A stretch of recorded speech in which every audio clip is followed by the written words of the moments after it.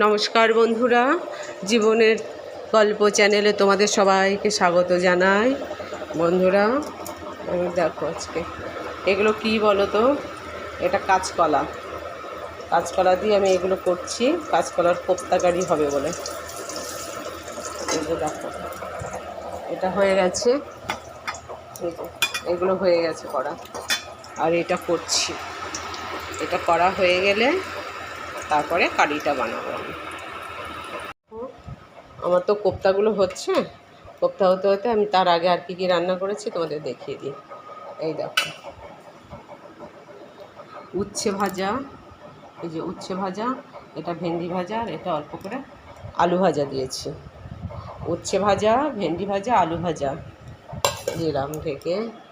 এটা দেখো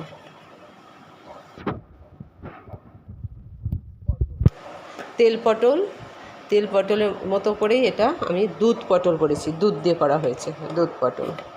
আর এটা ডাঁটা দিয়ে মুগ ডাল। আজকে আমার নিরামিষ রান্না হয়েছে, তাই সব নিরামিষ হয়েছে।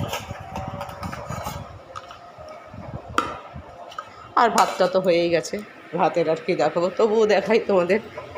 এই যে আমার ভাত হয়ে গেছে।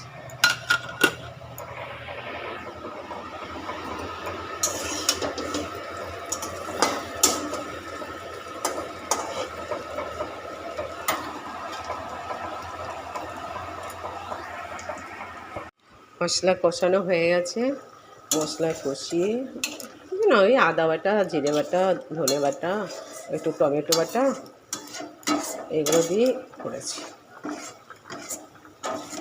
কাঁচকলার কোপ্তাকারিতে তো অনেক সময় বলে আদায় কাঁচকলায় মিল খায় না, কিন্তু এটা আমি একসঙ্গে দুটো তরকারির মশলা করে নিয়েছি, তো সেই তার জন্য আমার হচ্ছে আদা বাটার মধ্যে হয়ে গেছে।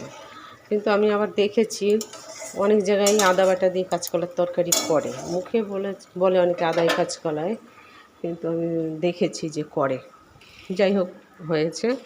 আর এই যে সব কোপ্তাগুলো দেখো, চারপাশটা একটু ভালো একটু লাল লাল করে করেছি, নইলে যখনই কারিতে দিয়ে দেবো যদি ভাজা কম থাকে তাহলে সেগুলো সেখান থেকে গলে বেরিয়ে যাবে, এরকম হয়। সেই জন্য আমি একটু ভালো করে ভেজেছি যাতে অতি সহজে না গলে যায়। রেডি আমার কোপ্তাকারি, কাঁচকলার কোপ্তাকারি কমপ্লিট। এবার আমরা খেতে বসবো। এখানেই রাখছি। তো বন্ধুরা, আজকের মতো এখানেই রাখছি।